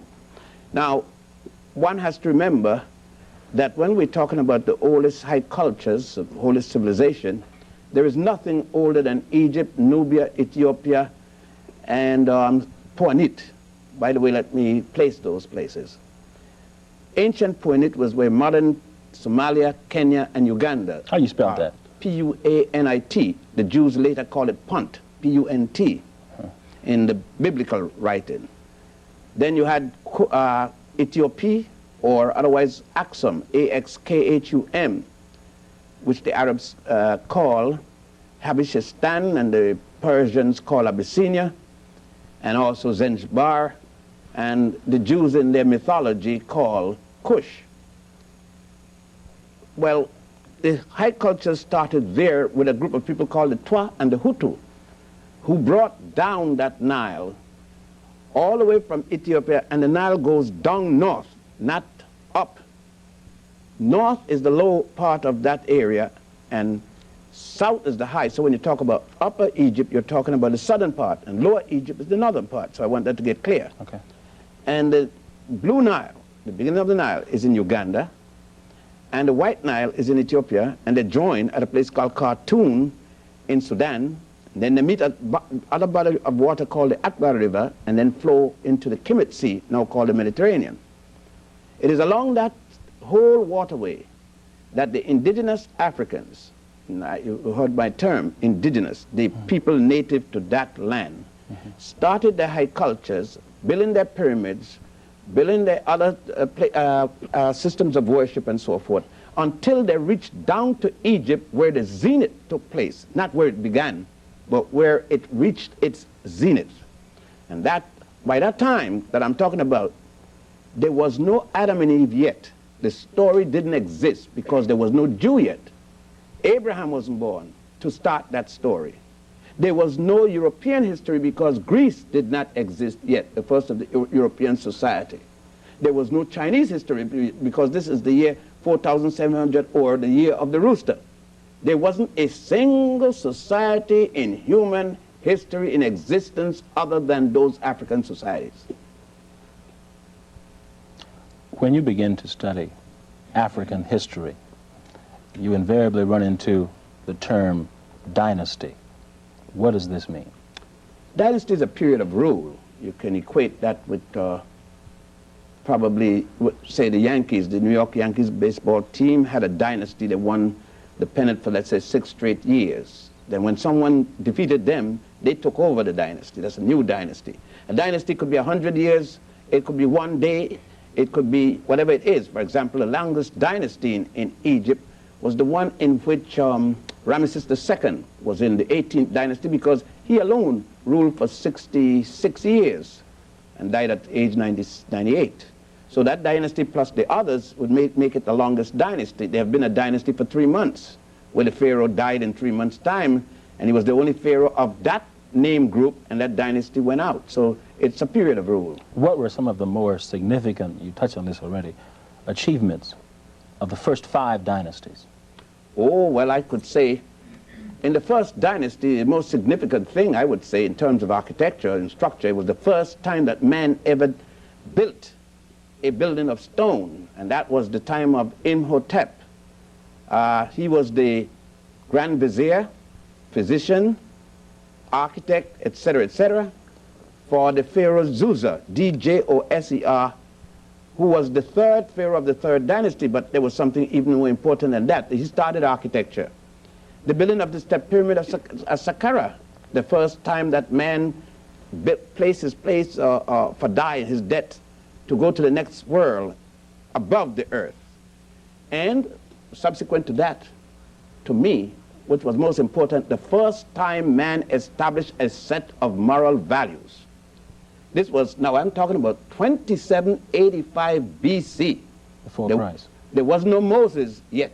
Moses is not until 1346 BC. These Africans along the Nile gave to the world something called the negative confessions, 42 laws, in which the so-called 10 commandments were already written. For example, it says, I have not killed man, woman, or child. I have not made light thy bushel. I have not spoken with a false tongue. This is there. Now, Moses isn't born in Africa, in Egypt yet. This is 2785. Moses is not until 1346. And now we hear something about Moses getting the 10 Commandments on Mount Sinai the first time man had laws. Moses himself, in that book, is said to be running from the Pharaoh, meaning Ramesses II, because he's supposed to have committed murder. And he didn't get the laws against murder yet. But somebody had a law against murder before Moses. And it is here, that was the most fundamental thing, a set of moral law, 42 of them, one for each nome. There were 42 states in Egypt. Each state was called a nome, N-O-M-E. Okay. We want to get to the religious part of African history in another segment. But anyway, which of the dynasties were all black? All of them, all the way up to the 13th dynasty. There was no such thing as a non-African person doing anything in any of those dynasties unless he might have been a visitor. The 13th dynasty, the first non-African people came in and conquered, smashed it. And that would be a group of people called the Hyksos from the Oxus River, which was a tributary that ran into the Tigris, which empties into the Persian Gulf, now called the Iranian Gulf. Those people came in 1675 BC, destroyed the 13th dynasty under the leadership of a man called Salatis. And subsequent to the Africans kicked them out under the leadership of Thutmosis I. The next group of non-African people to come in there was not until the Assyrians under the leadership of Ashurbanipal. They came in when the Ethiopians were ruling Egypt, and that would bring us to 714 with Samarkand, Pianki, and others. They were relieved, then the Africans drove them out, and the Persians came under the leadership of, that was in 525, under the leadership of Cambyses. And Cambyses was replaced by Darius I. The African pushed them out, and for the first time came the Europeans, the Greeks, or Macedonian Greeks, under the leadership of Alexander, the son of Philip of Macedonia. That was in 332. And from that period of time to now, Africans have not ruled Egypt, but Egypt was already gone in its decline. They were followed by the Romans in 47, and replacing Cleopatra VII. There were 7 Cleopatras. The one that most people speak about is the last one, Cleopatra VII, the daughter of Ptolemy the 12th, who called himself Neosus Dionysus, which means the new Osiris. They went on until the beginning of the Christian era, which brought into about what is called the Byzantine period, and so forth and so forth. The Arabs came, the Ottoman Turks, then come the French, the British, the Germans. Everybody has walked in and did what they want. But everything you see there practically was already built by the Africans. Okay, just to give us a more detailed flavor of what African life was like, in ancient times, would you describe culture in early Africa, picking one or two countries, so far as family, the role of the father, the role of the mother, that kind of thing? I think we need to go back into archaeology here, because we have to go back into the writings that's left. We can't presuppose something by some spiritual divine power, because it doesn't exist. We have to talk about the primary evidence, and the evidence is the writing that people left, because we can't go back and see them now.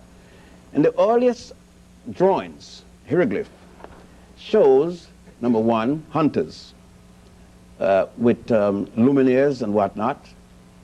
Then they showed it, a later development, they showed with various tools, weapons in which to kill animals. They showed constantly the bow and so forth, and a man catching an animal. And always they show a woman, or always the man had about 2 or 3 women with him. And then they would show children, indicating polygamy.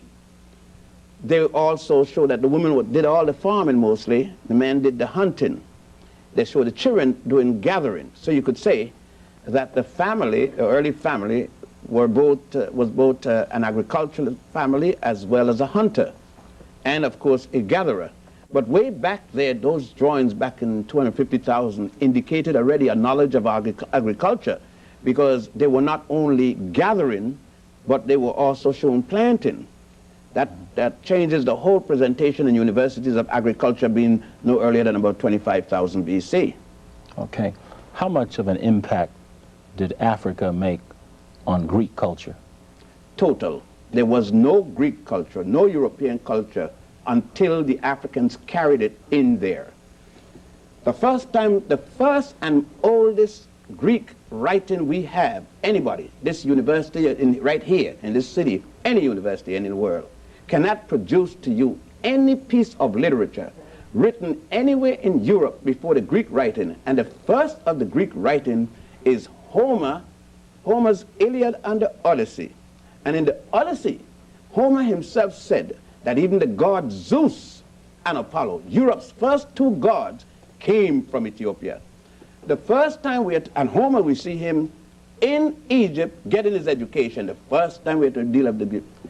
The so-called philosophers, the first Thales, Thales, we don't have him before the 600 BC.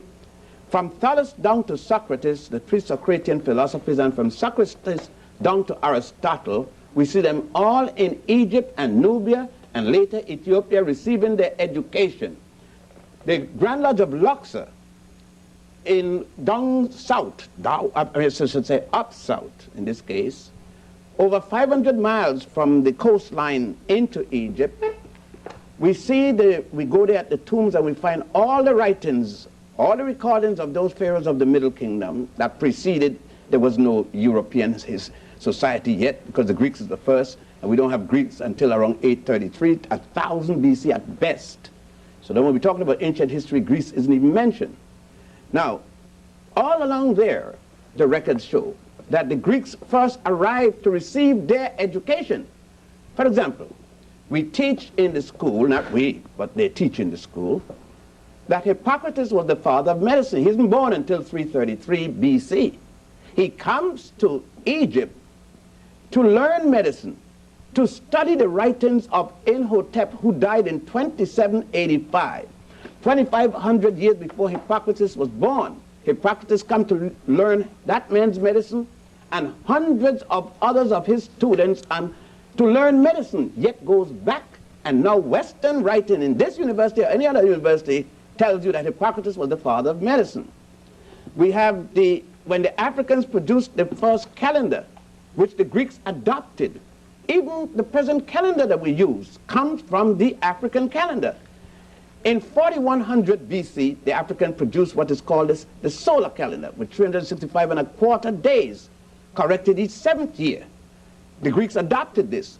But the Romans had to come back to Africa and get an Ethiopian by the name of Ekbar to even change this calendar to 365 days corrected each 4th year. Even that. The mathematics, the science, it was Euclid who left Megara, North Africa, to go and taught the Greeks what is called Euclidean geometry.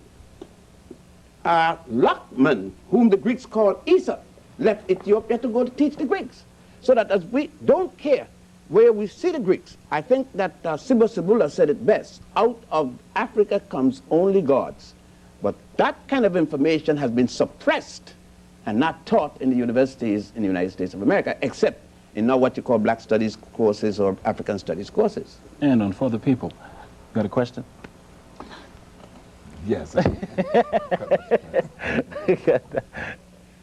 this is so, then my question would be, what then is the purpose for the distortions in history as it is taught or today? You can't say that the African people gave all these things I'm talking about and simultaneously justify slavery. You can't justify the nonsense that they're inferior. You have to take away the term darkest Africa. You would have to treat them in better thing, and you would have to suppress the origin. For example, even the Western concept now of university, it was the African calling himself Moor that went into Iberia and established the University of Salamanca in Spain, Europe's first university. So if you are to continue saying, if you got a Ku Klux Klan, and I don't mean the Ku Klux Klan is the only thing that's going to be racist, because the whole society is.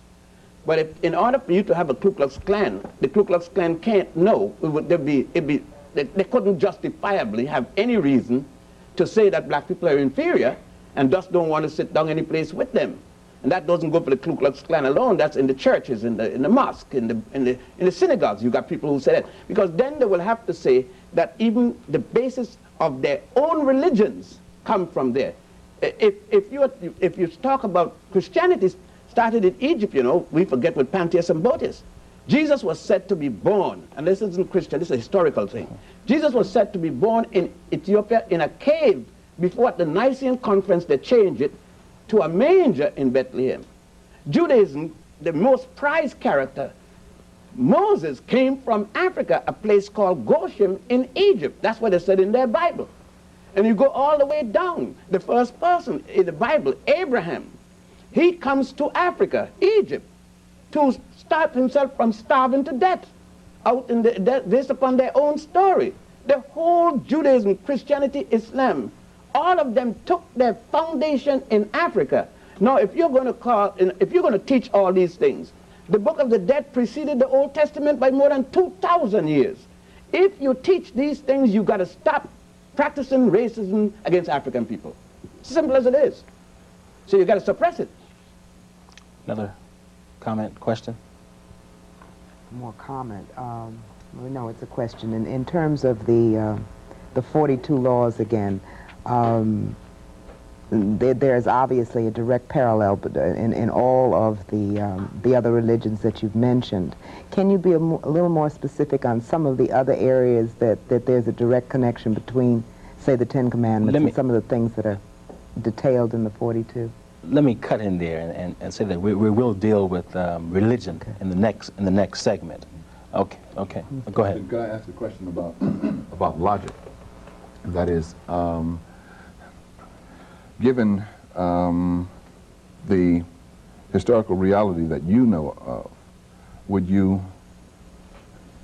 would that suggest that there is a significant difference in the view of the world of people who are of Western European descent as opposed to people of indigenous African descent in terms of their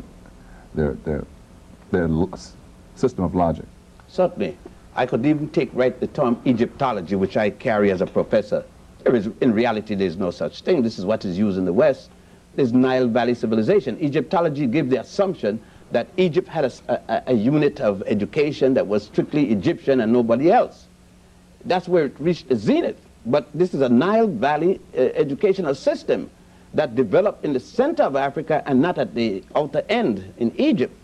Another perspective is, what in the West, the world is seen from the West, from Egypt, from Greece.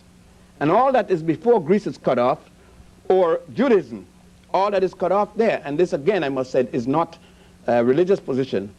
In fact, let me give you an example. If I said that I'm Jewish, which I am, everybody practically, most people practically, especially black people, will be surprised. How can you be Jewish and be black? Because they've been sold a bill of goods that there's such a thing as a Jewish race. There's no such thing. If a man could be black, he could be Christian, he could be Muslim, he could be Buddhist. There are such things. There are more black Jews in the world today than white Jews. You got the Kashim Jews from India, the Yemenite Jews from Yemen, and the Ethiopian Jews, my parents and myself, which is called Beta Israel. The Westerners call us Falasha. And we make up the majority of Judaism. We don't have the power. The white Jews from Europe and America. But then where did the white Jews, how the white Jews became Jews? Isn't it that Judaism went up into to Europe, and the vast majority of the Khazars converted into Judaism and created the bulk of white Jews? You got Jews who look like Swedes, Jews who look like Italians, Jews who look like me, you, anybody else. But the myth is sold here to create a myth of a race and call it Jewish race. There's no such thing, no more than there's a Christian race. And that's what I'm saying. People see from different perspectives. You see based upon your background. Your education is the perpetuation of a culture. That's what it is. All education in every country perpetuate the myths of that country and project even its racism. The school system was designed to perpetuate racism. That's the part of the society in which it is.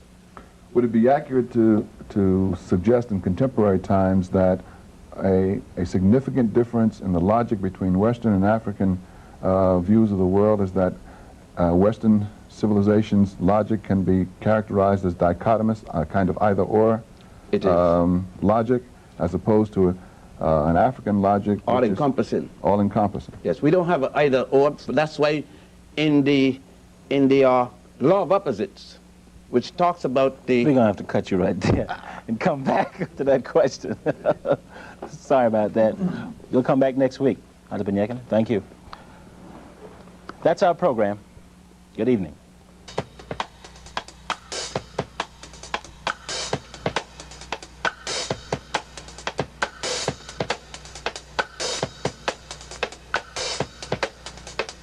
Healthcare reform and the African-American community. A talk with world-class talkers. The legendary football great Jim Brown and the fashion show extraordinaire. How do we stop the killing? Some answers up next on Evening Exchange. Evening Exchange, weeknights at 7:30 on WHMM. What a people care about, a people support. That's why it is absolutely important that you and I support this TV station, because we care about it. If we didn't have it, do you know it would be necessary for us to invent it? How can a people not have a TV station owned and operated by themselves? Care about this station and please support it. Call 202-806-3232 to become a member of Channel 32 today.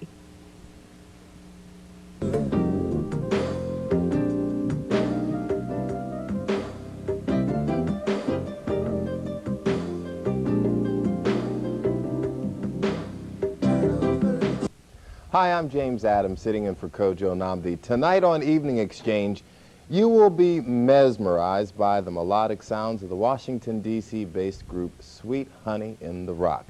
This quintet of African-American women sing unaccompanied except for body and hand percussion instruments, and is sure to provide you with an electrifying experience. So you don't want to miss this edition of Evening Exchange. Stay right where you are.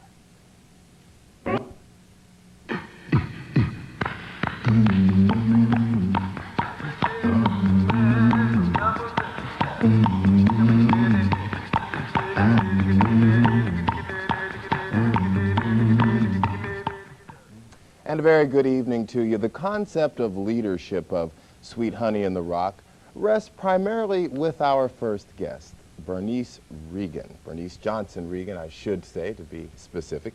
She founded the group back in 1973 while working as a vocal director of the D.C. Black Repertory Theater. Some old D.C. residents will remember those days. Miss Reagan began her work as a socially conscious artist during the Albany, Georgia Civil Rights Movement campaign, and she is responsible for setting the musical tone and the political groundwork for the group. And I want to thank you very much for being with us, Miss Regan. You've never left the 60s in terms of the excitement and the attitude and the look that people were taking at society. It's never really left you, has it? That's an interesting way to put it. I guess the 60s is the modern movement that gives context to the philosophy of my work as a socially conscious artist. But I'm also a historian, and when I study 19th century people like Harriet Tubman, Sojourner Truth, I find women who are radicals fighting for the freedom of black people, who are also singers and who also use song in the context of their struggle. So, but as you document our history, and again, looking at the 60s, it was a really fun, energetic time for black Americans. We were wearing dashikis, we were looking at Africa, we were saying we're proud of ourselves, and then you look at the 80s and you look at the 90s, and much of that activism that characterized black people generally kind of waned. It kind of got lost somewhere. What happened? I think within the context of any kind of legacy, you will have peaks and valleys.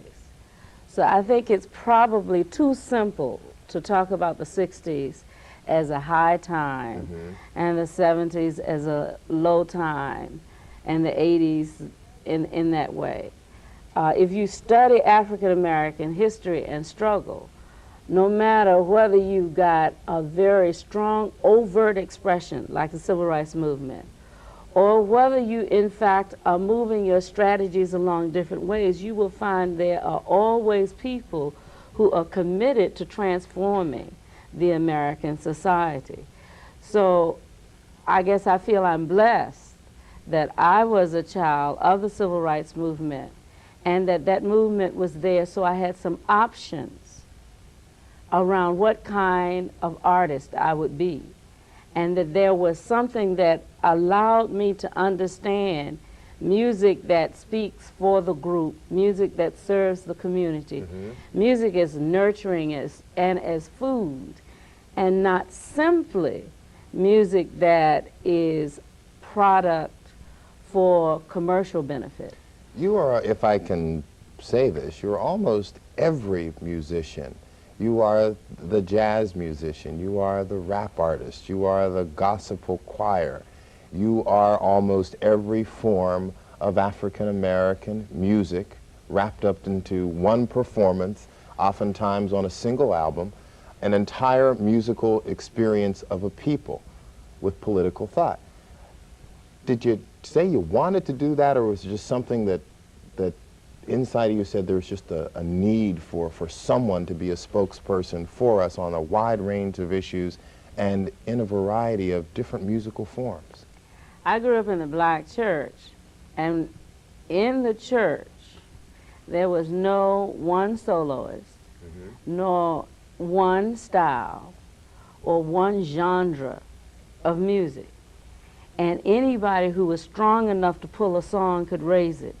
So when I started Sweet Honey in the Rock, that principle applied, so that every singer was encouraged to also be a composer and arranger. Sweet Honey covers the range she covers in terms of song styles and genres because we have been blessed to have singers who are masters of various aspects of the African